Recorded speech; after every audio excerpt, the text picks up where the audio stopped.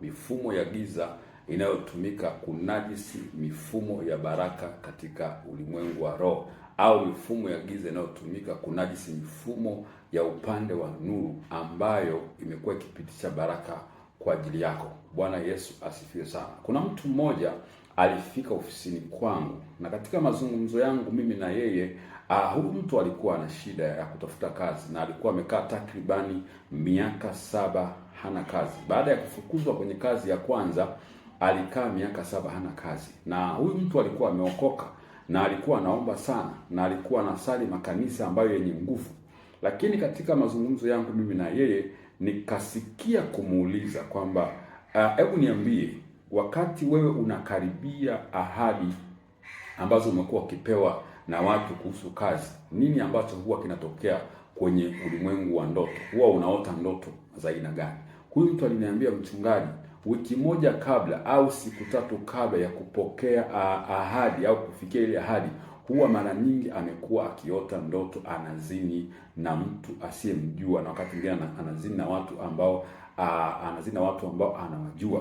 Lakini akanieleza pia wakati anapokuwa kwenye mafungo yake ya kuomba, anapokaribia kufungua au mara baada ya kufungua, huwa anaota ndoto za mapenzi, aidha amezini na mtu anayemjua au mtu ambaye hamjui. Na hali hiyo imekuwa ikimtesa kwa muda mrefu sana. Na mimi nikagundua kuna mfumo katika ulimwengu wa roho wa upande wa giza ambao huwa unakuja kuharibu baraka ambazo zinakuwa zimekaribia kwa mtu huyu, au baraka ambazo anakuwa amekwisha kuzitengeneza kwa njia ya maombi.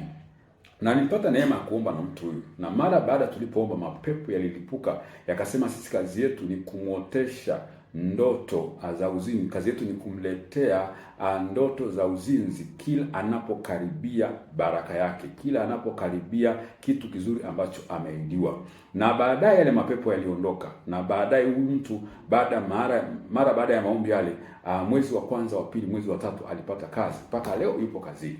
Kwa hiyo lazima ujue kwamba unapoota ndoto kama hizi, ndoto ya uzinzi au ndoto upo chooni au ndoto unatembea kwenye matope, ujue ndoto za aina hii kazi yake ni ndoto ambazo zinakuja kwa lengo la kunajisi mfumo wako wa baraka katika ulimwengu wa roho. Kwa hiyo lazima uingie kwenye maombi ya kuhakikisha kwamba unaubomoa huo mfumo wa giza unaoathiri mfumo wako wa baraka katika ulimwengu wa roho. Kwa sababu baraka ni system ambayo imetengenezwa katika ulimwengu wa roho, ambayo inakujia wewe katika ulimwengu wa nyama. Ile system au ile njia ikiharibika, au ikipata dosari, manake zile baraka zitakwama. Kwa hiyo lazima uingie kwenye maombi ya toba, uingie kwenye maombi ya kujitakasa, lakini ufunge na kuharibu mfumo wa giza unaochafua mfumo wako wa nuru wa baraka.